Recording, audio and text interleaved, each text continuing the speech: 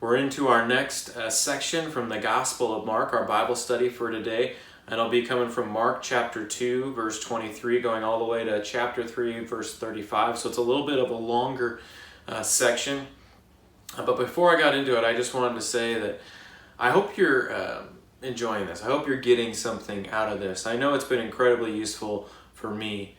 Just looking at the world around me, getting distracted by all the things that I need to do and be, all the things that I feel like are going wrong. And sometimes you kind of lose sight of what we're doing, what this all means, and coming back each week and to see what Christ actually did, what Jesus actually calls us to do and be, has been incredibly powerful for me because it helps me to gain that thing that I've been lacking, perspective.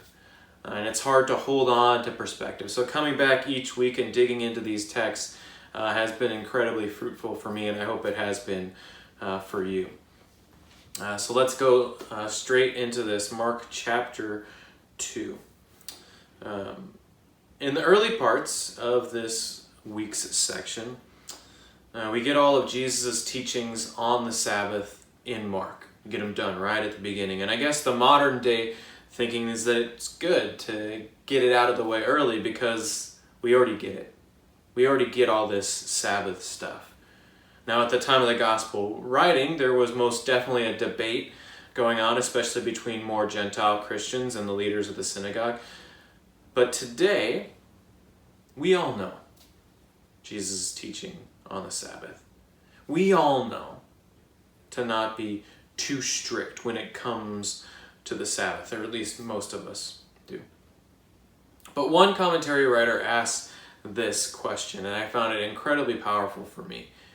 Is there a word of the Lord about Shabbat, Sabbath, that might still breathe shalom or peace on those who will hear it? I think we could all use a little shalom right now.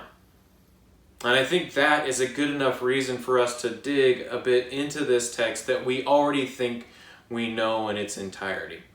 So let's get into chapter 2, verse 23. One Sabbath, Jesus was going through the grain fields, and as they made their way, his disciples began to pluck heads of grain.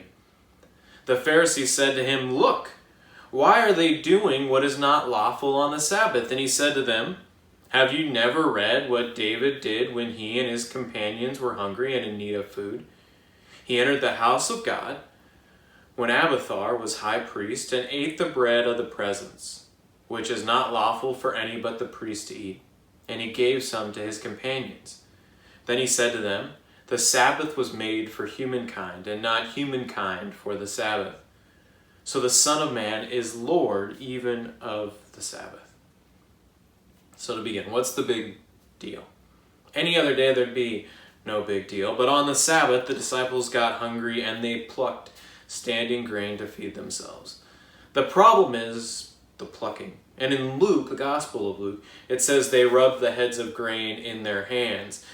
Those two acts go specifically against Deuteronomy 5 and Exodus 34, which are then interpreted by Mishnaic tractate Shabbat 7:2, chapter 7, verse 2. Reaping and threshing, along with 37 other classes of work, are unlawful on the Sabbath. And you notice, the disciples are the ones who commit the infraction, but the problem is taken to Jesus. And this is important because think about when this was written. This is basically the Pharisees that would come later, asking Jesus about his followers that would come later. Why do Christians not keep the Jewish Sabbath laws? And Jesus begins with a reference to Scripture, citing 1 Samuel 21 as a precedent for a similar action. And then he hits home two amazing points that we need to hear. The Sabbath was made for humankind, and not humankind for the Sabbath. One commentary describes this comment in this way.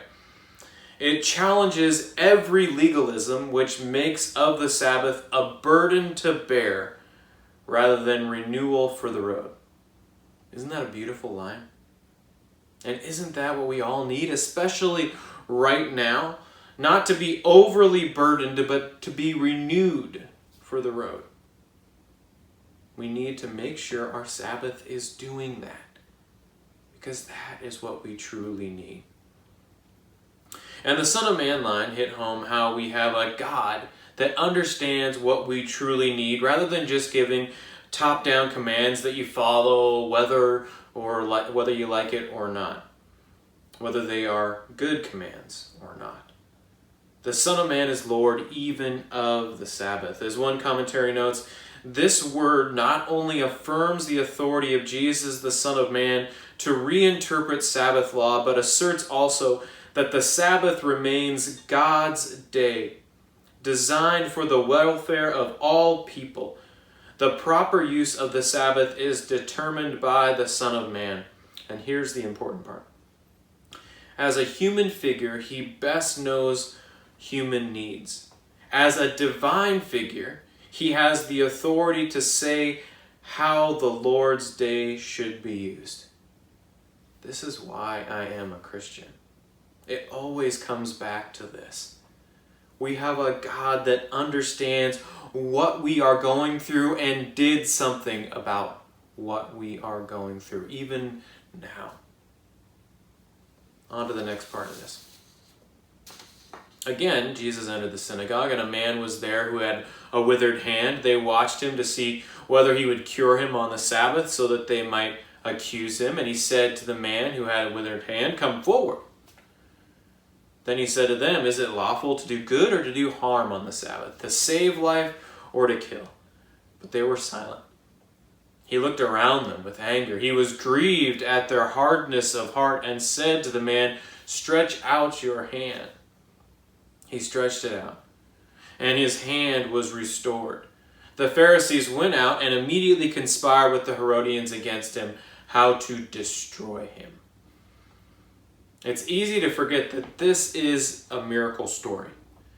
Namely because there's something that happens in this story that's not supposed to happen in miracle stories.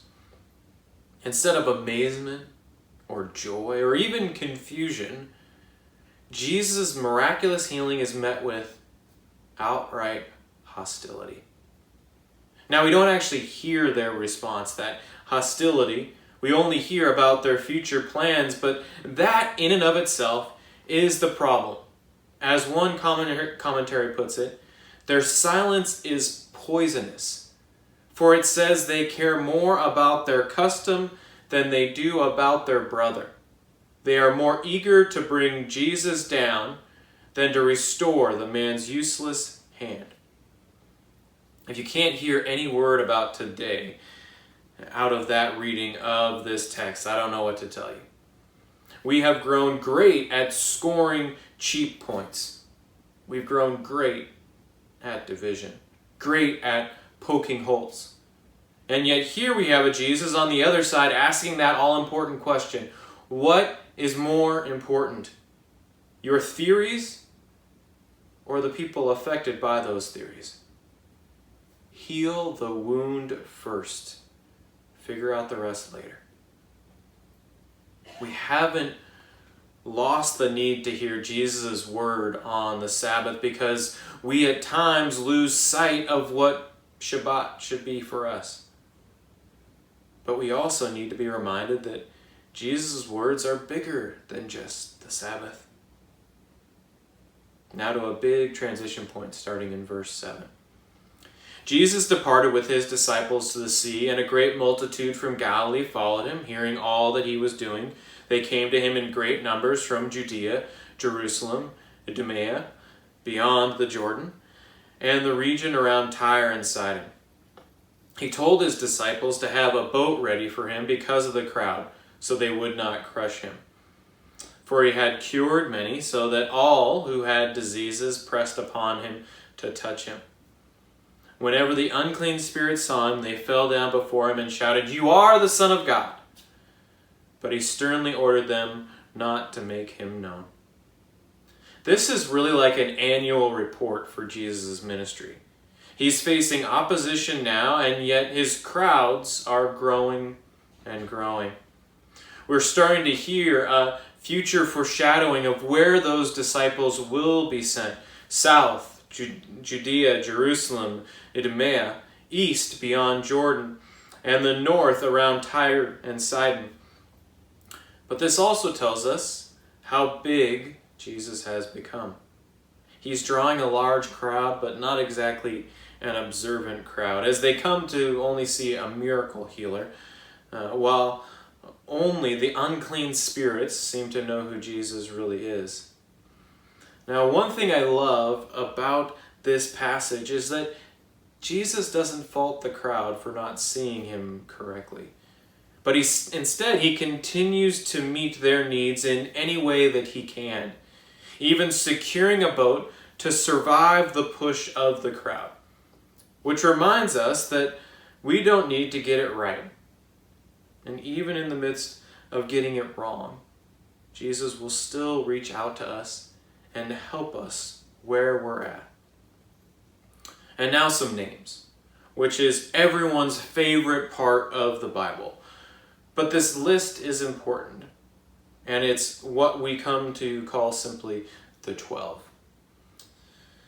Verse 13, he went up the mountain and called to him those whom he wanted. And they came to him, and he appointed 12, whom he also called apostles, to be with him, and to be sent out to proclaim the message, and to have authority to cast out demons. So he appointed the 12, Simon, to whom he gave the name Peter, James, son of Zebedee, and John, the brother of James, to whom he called the name Boanerges, that is, sons of thunder, and Andrew and Philip and Bartholomew and Matthew and Thomas and James, son of Alphaeus, and Thaddeus and Simon the Canaanian, and Judas Iscariot, who betrayed him. One thing people try to do after reading a section like this, especially a section that features people called sons of thunder, is try to figure out who everyone is, to get their backstories. I mean, they're all named in the best-selling book of all time. Surely they are very important people. This drive led many in the early church to seek out more information, which led to many apocryphal writings about them, writings that came later than our biblical text, but we have no real hard data. We can't say for sure who each one was and why each one was important. Now, if we had more time, we might dig a little deeper and get into who we think each one was. But potentially a better use of our time and your time is to think about the idea that Jesus called to him those whom he wanted, and they came to him.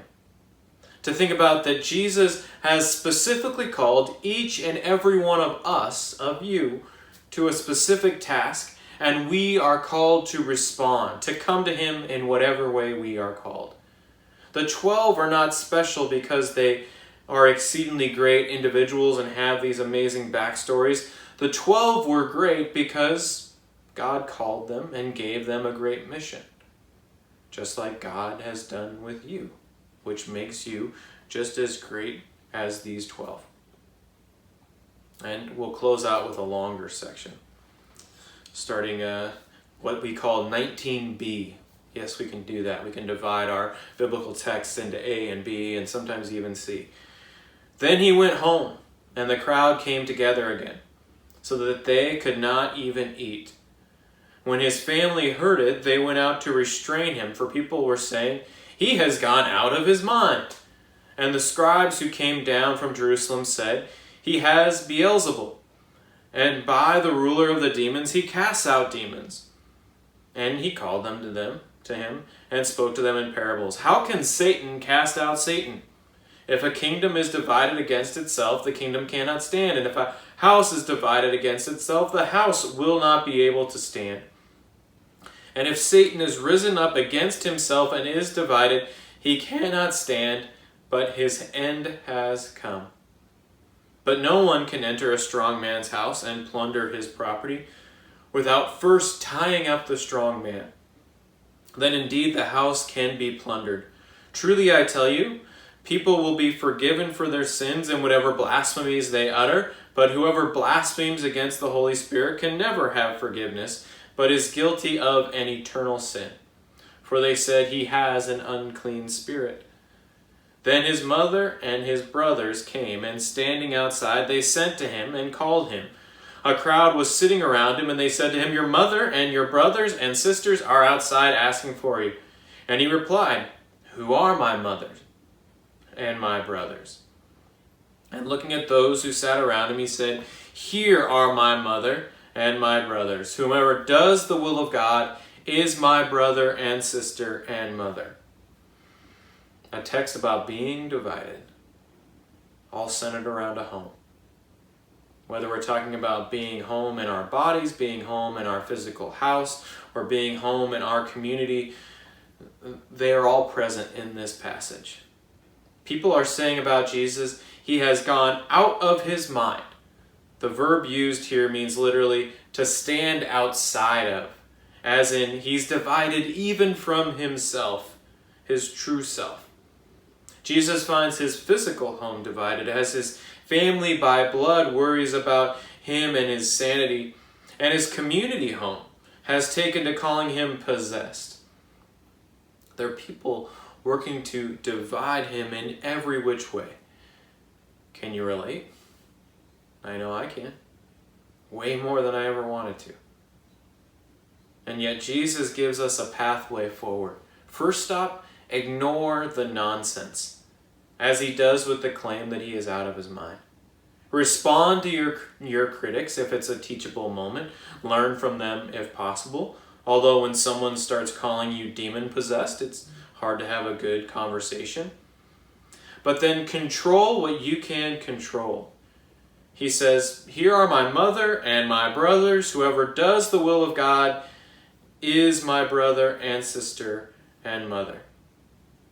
You can't make everyone see. You can't make everyone understand.